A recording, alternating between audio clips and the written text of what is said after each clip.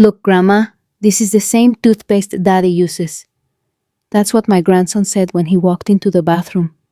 But my son could never use that toothpaste. And that's when I discovered it. The truth made my blood run cold. My name is Eleanor Vance, and for many years I lived a quiet, organized life alongside my husband, Julian, and our only son, Michael. Julian was a respected, wise doctor, and together we managed a small neighborhood clinic. He took care of the patients. I handled everything else. We planned on growing old together, but life had other plans. Julian got sick. It was one of those slow illnesses that extinguishes the body without warning. We fought, we lost, and a part of me left with him. But I gained something else. My daughter-in-law, Jenna Davis, and my grandson Leo became my reason for living. Jenna cared for me like a daughter. And Leo managed to do something incredible. He made me laugh. Michael, on the other hand, grew distant. He became cold, withdrawn. The last time we argued, he yelled that I only took care of Leo because I had nothing better to do. Maybe he was right. Since then, he barely visited, and to be honest, I didn't miss him. That Saturday, Jenna and Michael were working. Leo spent the day with me. We drew paper monsters, watched cartoons, and baked brownies with frosting and fresh mint leaves. It was one of those simple days that stays with you. Go wash your hands, sweetie. The snack is ready. Okay, Grandma. I followed him to the bathroom with a towel. He climbed onto the little stool, opened the medicine cabinet, and as he snooped around, he picked up a tube. It's the same toothpaste Daddy uses. I smiled on reflex. Oh, really? But inside, something froze. He bought it a few days ago, he added. He said the flavor was good. I stayed quiet. Michael had always hated that toothpaste. Since he was a teenager, he'd said the flavor was too strong, artificial, disgusting. He once even asked me to never buy it again, and I listened. Since then, I had always used the same mild, neutral brand. Out of habit, I looked at the tube in Leo's hands. It looked the same.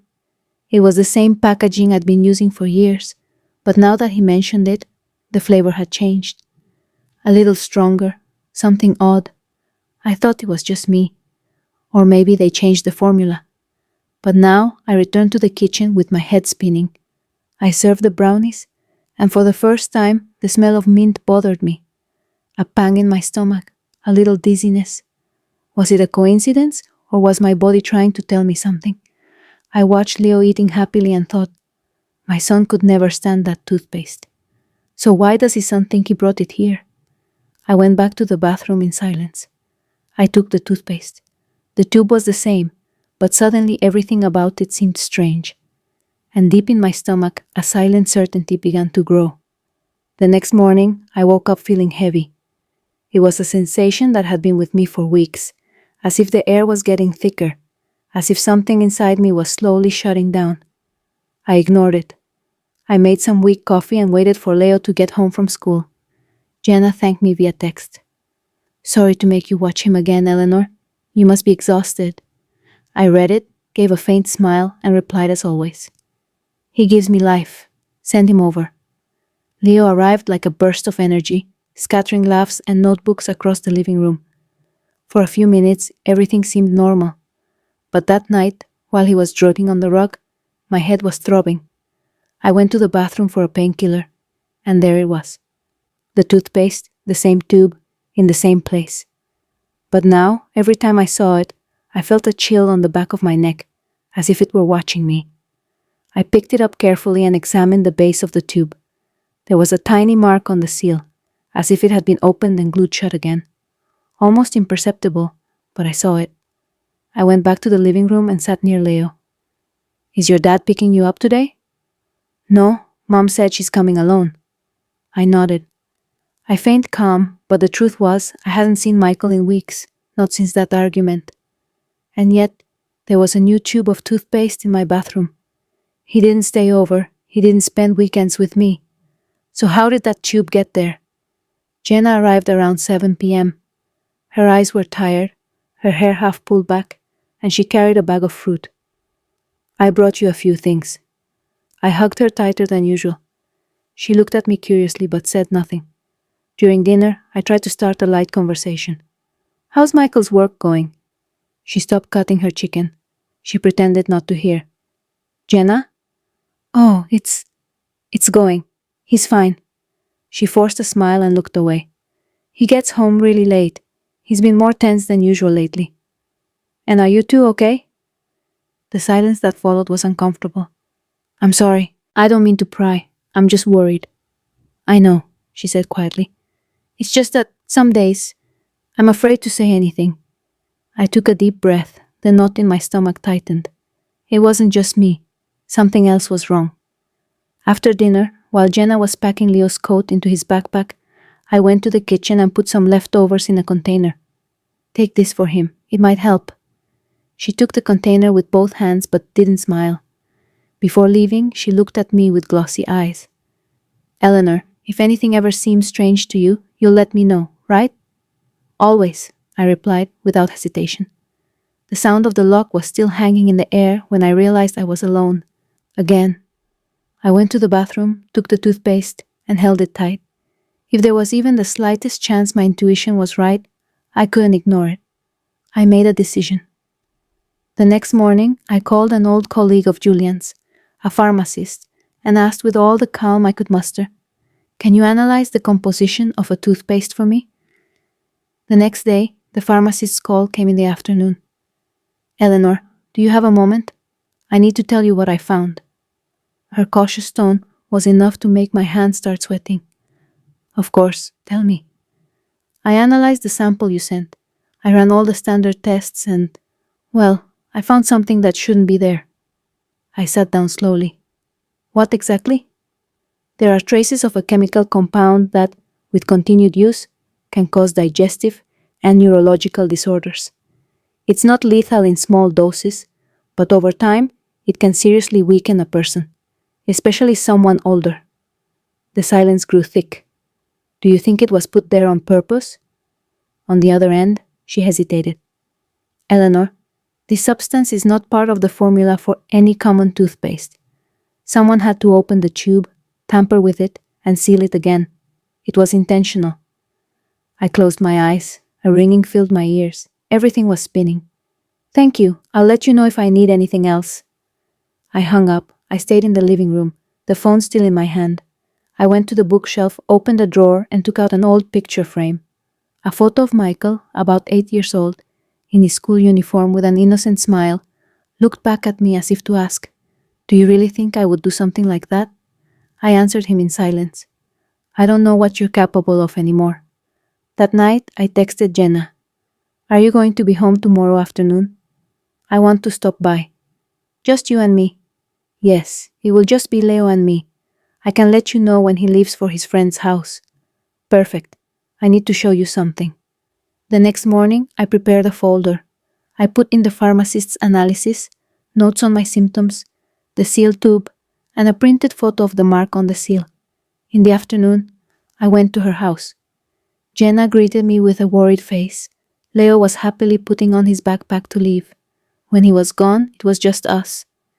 "Eleanor, what's going on?" I looked at her. I placed the folder on the table, opened it, and spread the documents out in front of her. Jenna stared at them. It took her a moment to understand, but as she read the analysis, her eyes widened. This was in the toothpaste?" I nodded. She brought a hand to her mouth, breathing heavily. She turned to me, her eyes moist. "Do you think it was Michael?" I took a deep breath. I chose each word carefully. "Someone tampered with that toothpaste, and besides Leo, only your husband has been in my house." Jenna closed her eyes as if trying to wake up. "He wouldn't do that," she whispered. "Are you sure?" She didn't answer. And in that silence, the answer gave itself. A few minutes later, Jenna came back from the kitchen with an envelope. She opened it and pulled out something that made my blood run cold. Bank statements, loan documents, and a copy of a life insurance policy in my name. Jenna was quiet for a while. She sat on the sofa, the envelope still in her hands, flipping through the pages as if watching her life fall apart. "I never knew about these loans. Never. He had hidden it because he knew exactly what it meant." She covered her face with her hands. The policy. That signature isn't yours, is it? I shook my head. I've never seen that document in my life. It was surreal to see my name on a paper where I had supposedly authorized a life insurance policy with my own son as the beneficiary. Jenna looked me straight in the eye. Are you going to report him? I took a deep breath. Yes, but not yet. I need more proof, and I need to know why he did this. She nodded slowly, and gradually, something in her gaze shifted, as if a part of Jenna had finally woken up. That night, I went home with my mind on fire. I spent hours going through old papers and drawers until I found a forgotten document, an old power of attorney that gave me partial access to some of Michael's accounts, signed when we sold the clinic. He had surely forgotten it was still valid. The next day, I called the bank manager. I asked simple questions, pretending I was helping Michael with some paperwork, and very carefully I recorded the call. I discovered he had 3 maxed-out credit cards, 2 active loans, and was behind on his mortgage. Almost $250 in debt. As much as it broke my heart, the puzzle was starting to fit together. That same afternoon, Jenna sent me a text. Come by when you can. I found some things in the study. I arrived before dusk. Jenna was waiting with the door ajar. In the silence of the house, she led me to Michael's study. She opened the bottom desk drawer, which was locked with a cheap padlock. She had forced it open with a paperclip. Inside were folders, envelopes, and a box of papers. Overdue bills, rejected loan applications, and receipts for the same brand of toothpaste that appeared at my house. He had bought 3 tubes in 2 months, but he never used that brand. We just stood there in silence. I could hear my own pulse in my ears. Jenna held my arm. Eleanor, if you want, I can talk to him. Bring it up, see if he contradicts himself. Record it. Would you do that? After all this, he's not the man I married anymore. I nodded. It hurt, yes, but this wasn't about pain anymore.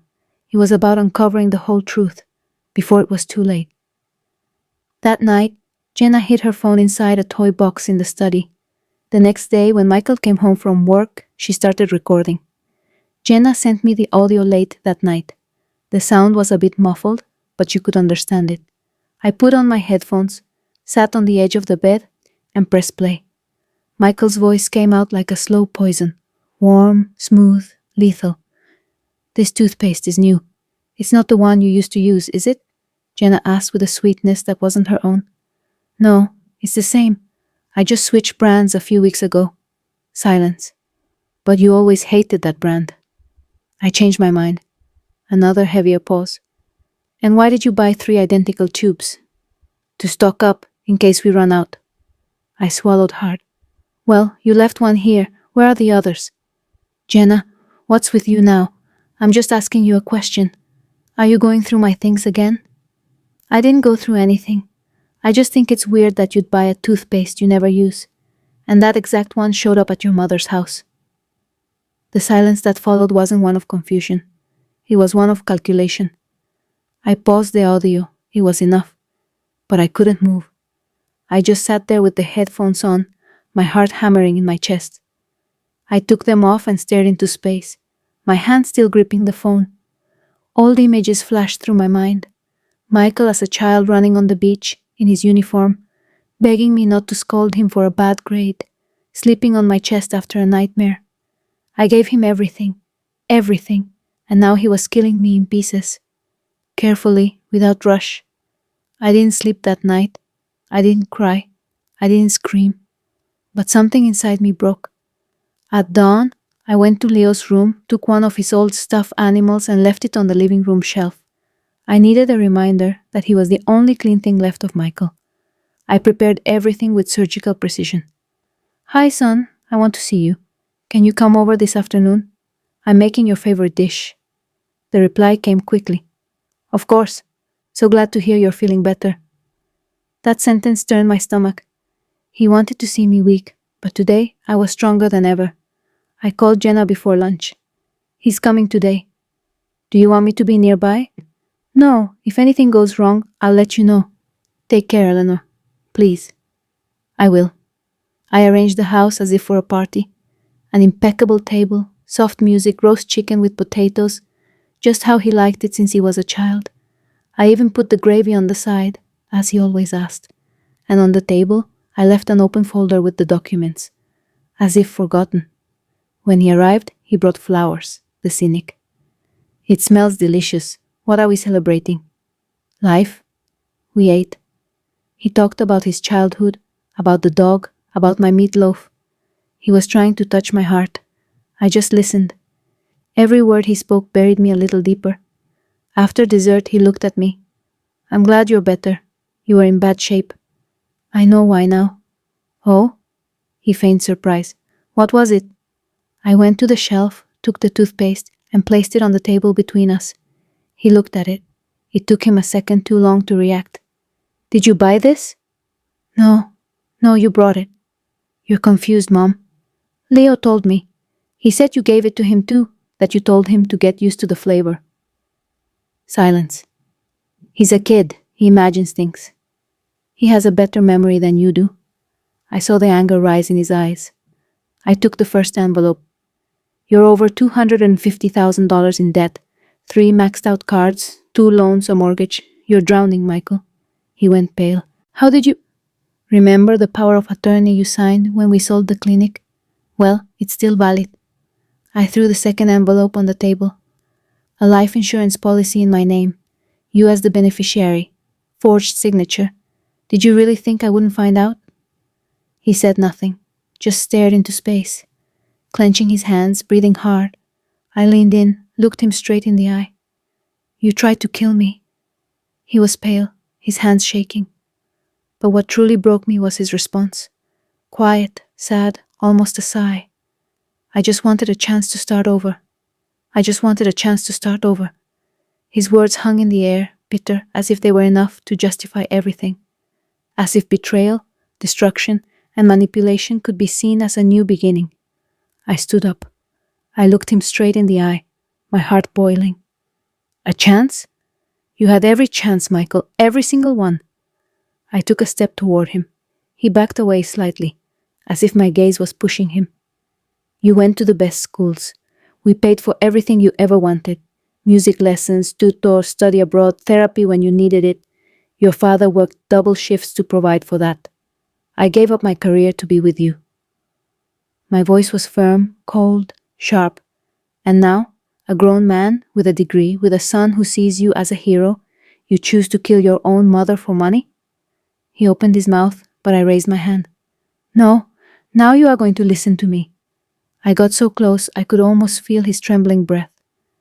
Because today, I stop being your mother and become what you truly need, someone to put you in your place, in jail.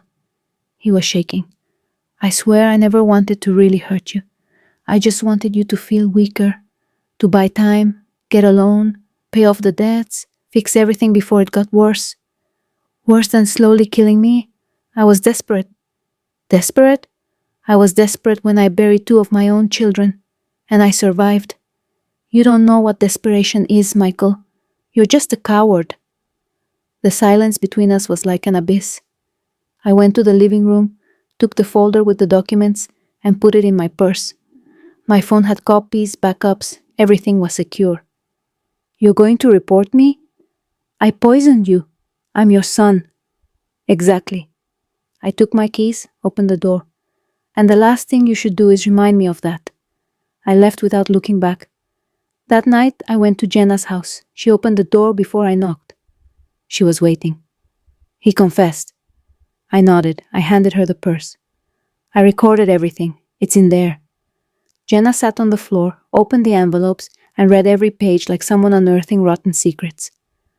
I'm ashamed to have shared a life with him. You didn't know. But I felt it. I sat beside her. Outside, you could hear cars and a dog barking in the distance. The world went on, but ours had stopped. I'm going to report him. Me too. Jenna looked at me with strength. I'm not letting him near Leo again. The next morning, we went to the police station. The officer received us calmly. We gave him everything. Medical reports, recordings, the forged policy, bank statements, the adulterated toothpaste. Every detail. Do you think anyone else was involved? He asked. Jenna hesitated. He never mentioned names, but I once saw him arguing with a man outside the house. It was night. They were agitated. When I approached, they went quiet. He told me it was someone from his old clinic. Do you remember what he looked like? Jenna closed her eyes, concentrating. Tall, dark hair, light blue shirt. He had a scar on his left eyebrow and a bit of a southern accent. I don't know, but if I saw him, I'd recognize him. The officer wrote everything down. We'll investigate the partners and employees of the clinic. If he didn't act alone, we'll find out. We left the station in silence. It was raining softly.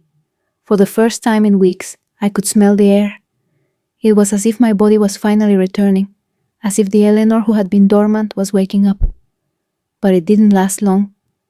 Back home, while preparing my statement, my phone buzzed. A notification from my bank. Transfer successfully completed.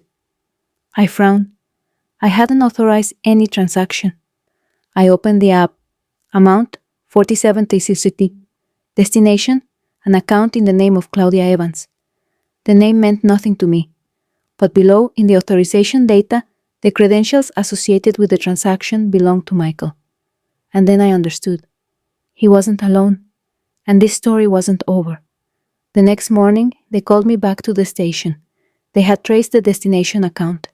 The name Claudia Evans didn't appear to be directly linked to Michael, but the officer made a connection I never would have imagined.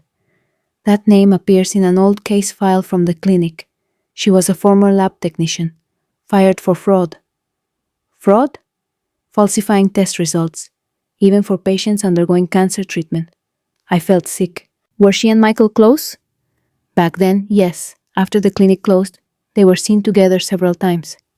That same afternoon, Michael was arrested leaving the bank. He didn't resist. He was too calm, as if he were expecting it. They called me to give a statement. I recounted everything. The symptoms, the toothpaste, what Leo said, the documents. I showed them the recordings, the lab results, the policy, the transactions. The officer listened attentively and, at the end, told me something I'll never forget. Justice is slow, but what you did saved lives, including your own. Jenna also gave her statement. She brought the receipts for the toothpaste. She found the audio recording and a letter written by Leo, telling what he heard his dad say. When she came out, her eyes were dry. I filed for divorce. You did the right thing. He asked if I hated him. I told him that hating him would still mean feeling something. We hugged right there in that cold hallway of the police station. We were two women rebuilt from pain, but alive. Weeks later, the official notice arrived. The district attorney's office accepted the case. Michael would be tried for attempted murder, document forgery, and bank fraud. Claudia was also arrested. In her home, they found files from the old clinic, forged prescriptions, and tampered samples. She confessed to helping Michael adulterate the substances. In return, she would receive part of the insurance money. Cold, lucid, ruthless. On the day of the hearing, I was called for a confrontation. He was there in handcuffs, but his head was held high. When he saw me, he tried to smile, as if it could all still be erased. One day you'll forgive me, Mom. I was silent for a few seconds. Then I stepped closer, looked him straight in the eye, and said firmly, I have already forgiven you, but I never want to see you again. Today, I live with Jenna and Leo. We transformed our pain into a pact of protection, of love, of not repeating history. Sometimes Leo asks about his dad. Jenna answers him calmly. I remain silent, but one day I will tell him everything. Without hatred, with truth. In the bottom drawer of my closet, I keep the blue folder with all the documents, the medical report, the recording, and a note written in my own hand. You survived, now live. And sometimes at night, before I fall asleep, I can still hear my grandson's voice from that morning. It's the same toothpaste that Daddy uses. And I remember that death doesn't arrive screaming. It comes slowly, with sweet eyes and the taste of mint. If you've made it this far, type these 2 words in the comments. Poisonous flavor. That way, I'll know you heard my story to the end. And tell me something. If you had been in my place as a mother, would you have done the same? And if you enjoyed this story, be sure to subscribe to Velvet Vendetta for more.